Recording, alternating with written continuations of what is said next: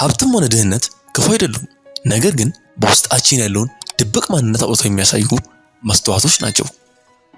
ድሃው በችግር ብዛት ሰብአዊነትን ይረሳል። ሀብታሙን በጥጋብ ብዛት ሰብአዊነትን ይንቃል። ድህነት ሰውን ሌባ ሊያደርገው ይችላል። ሀብት ግን ሰውን አውሬ ሊያደርገው ይችላል። አንድ ሰው በሕይወቱ ያለው ትርጉም ሲጠፋበትና ባዶነት ሲሰማው ያንን ባዶነት ለመሙላት ማንኛውንም ጥሩም ይሁን መጥፎ አነቃቂ ነገር ይፈልጋል። ሽንቁር ሚዲያ ይህ ጠቃሚና ሕይወት ለዋጭ ምክሮችን የሚያገኙበት የዩቲዩብ ቻናል ነው። ቻናሉን ሰብስክራይብ በማድረግ ቤተሰብ ይሁኑ። እያንዳንዱ የምንለቃቸውን ቪዲዮዎች ላይክ፣ ሼር፣ ኮሜንት በማድረግ አብሮነታችሁን አሳዩ። እናመሰግናለን። ሽንቁር ሚዲያ ነገን ዛሬ። የሕይወት ትርጉም ማጣት ኤግዚስቴንሻል ቫኪዩም ሀብታም ወይም ድሃ፣ ስኬታማ ሳይል ማንኛውንም ሰው ሊያጠቃ ይችላል። መሰረታዊ ፍላጎቱን ያላሟላ ሰው ዘ ስትራግል ፎር ሰርቫይቫል። ይህ ሰው ትርጉም የሚያጣው በተስፋ መቁረጥ ምክንያት ነው። በየቀኑ ለምግብ ለቤትና ለሕልውና በሚደረግ ትግል ውስጥ ሲቆይ የሰው ልጅ መኖር ትርጉሙ ይሄ ነው መከራ ብቻ የሚል ጥያቄ ይፈጥርበታል። ህልሙን ማሳካት አለመቻሉ ዋጋ እንደሌለው እንዲሰማው ያደርገዋል። ነገ የተሻለ ይሆናል የሚል ተስፋ ሲጠፋ ሕይወት እንደ ከባድ ሸክም ትታያለች።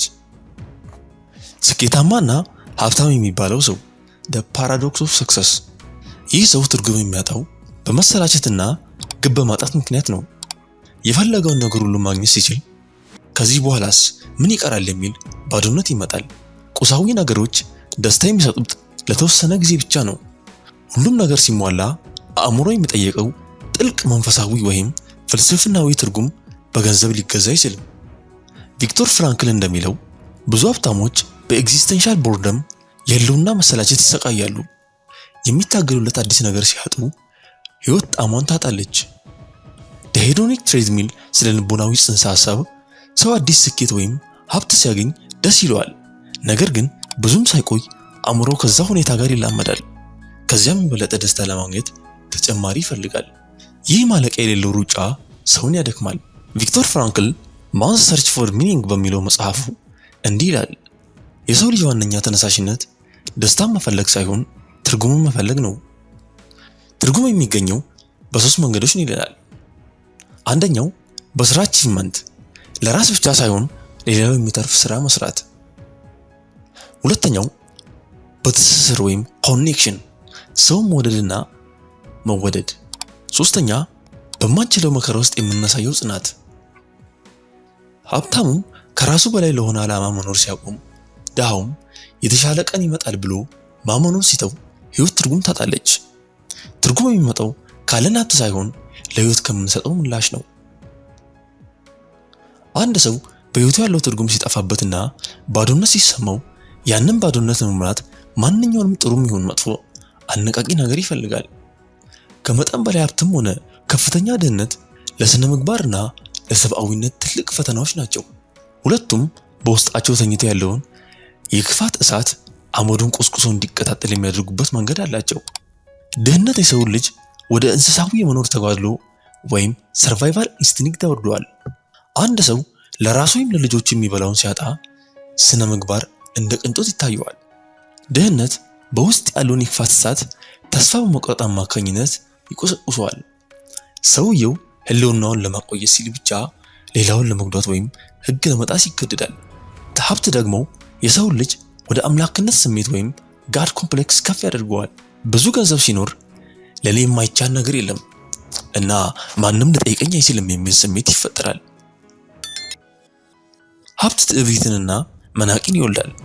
ሌሎች ሰዎች እንደ ሰው ሳይሆን እንደ መገልገያ ቁሳቁስ ይታያሉ። ሀብት በውስጥ ያለውን የክፋት እሳት ኢምፑኒቲ አማካኝነት ይቆሰቁሰዋል። ሰውየው አሰልቺ የሆነውን የሀብታም ሕይወቱን ለማድመቅ ሲል ብቻ ሌሎችን የሚያሰቃዩ ወይም ስነ ምግባር የሌላቸውን ድርጊቶች በድፍረት ይፈጽማል። ብዙ የጥንት ፈላስፎች እንደ አርስቶትል ያሉ መካከለኛው መንገድ the middle path ለስነ ምግባር ተመራጭ ነው ይላሉ። ከመጠን በላይ ጥረት ለሌብነትና ለነውድ ይገፋፋል። ከመጠን በላይ ትርፍ ደግሞ ለትዕቢትና ግፍ ይዳርጋል። ሁለቱም ጫፎች ሀብታምና ድህነት የሚያመሳስላቸው አንድ ነገር አለ፣ የግል ምቾትና ፍላጎትን ከሰብአዊነት በላይ ማድረግ። ድሃው በችግር ብዛት ሰብአዊነትን ይረሳል። ሀብታሙን በጥጋብ ብዛት ሰብአዊነትን ይንቃል። ድህነት ሰውን ሌባ ሊያደርገው ይችላል። ሀብት ግን ሰውን አውሬ ሊያደርገው ይችላል። ሰው በተፈጥሮው ትርጉም የሚሰጠውን ነገር ይፈልጋል። ያ ካልተሳካለት ግን መሰማትን ይፈልጋል። ለሀብታም ወይም ለስኬታማው ሁሉም ነገር ስላለው ተራው ደስታ ሰልችቶታል።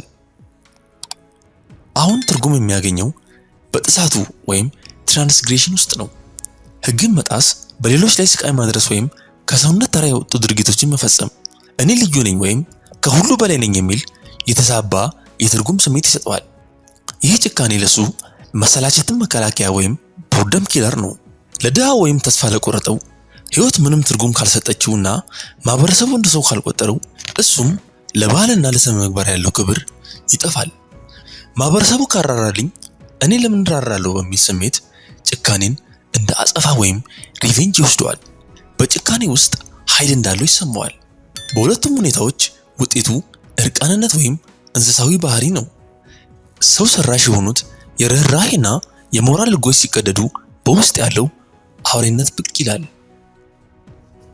ፈላስፋው ፍሬድሪክ ኒቼ ኒሂሊዝም የእሴቶች አልባነት ሲመጣ ሰው ወደ ምን ሊቀየር እንደሚችል አስቀድሞ አስፈሪ ማስጠንቀቂያ ሰጥቶ ነበር።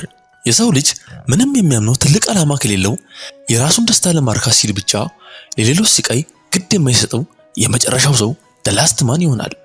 በአጭሩ አንድ ሰው ሀብታምም ይሁን ድሃ በውስጡ ህሊና ወይም ኮንሽንስ የተባለውን ኮምፓስ ካጣ በህይወቱ ያለው ትርጉም በቁሳዊ ነገር ወይም በስሜት ላይ ብቻ የተመሰረተ ከሆነ ወደ እንስሳዊ ጭካኔ መውረድ ዕድሉ እኩል ነው።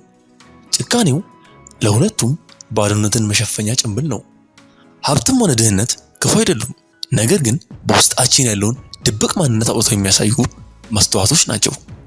ሀብትም ሆነ ድህነት የክፋት አመዱን ሲቆሰቁሱት እሳቱ እንዲፋፋም መፍቀድ ወይም ማጥፋት የሰውየው የውስጥ ጥንካሬና የህሊና ጉዳይ ነው። ይህ የሚያሳየን የሰው ልጅ ትልቁ ሀብቱ ገንዘቡ ሳይሆን በየትኛውም ሁኔታ ውስጥ ቢሆን ሰብአዊነቱን ጠብቆ የሚያቆይበት ውስጣዊ ስነ ምግባሩ መሆኑን ነው።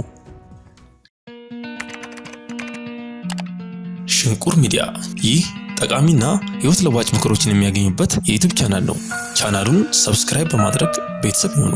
እያንዳንዱ የምንለቃቸውን ቪዲዮዎች ላይክ፣ ሼር፣ ኮሜንት በማድረግ አብሮነታችሁን አሳዩን። እናመሰግናለን። ሽንቁር ሚዲያ ነገን ዛሬ